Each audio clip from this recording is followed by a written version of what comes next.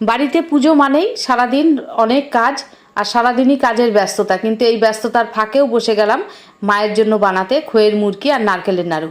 প্রথমেই গুড় জাল বসিয়ে দিলাম, গুড় জাল হতে হতে আমি নারকেলগুলো সমস্ত কুড়িয়ে নিলাম। এদিকে আমার নারকেল কুড়ানো হয়ে গেছে আর এদিকে গুড় জালও হয়ে গেছে। কিন্তু না, এই মুরকি করতে একজনের হেল্প নিতে হয়, তাই তোমাদের দাদার হেল্প নিয়ে নিলাম। আমি গুড়গুলোকে ঢেলে ঢেলে দিলাম আর তোমাদের দাদা সুন্দর করে খইয়ের সাথে গুড়গুলোকে নেড়ে নেড়ে মিশিয়ে দিল। এদিকে হয়ে গেল আমার মুরকি। মুরকি হতে হতে এদিকে নারকেলের নাড়ু বসিয়ে দিলাম। নারকেলের নাড়ুও আমার জাল দেওয়া হয়ে গেছে। এখন আমরা দুজনে বসে পড়লাম নারকেল নাড়ু পাকাতে।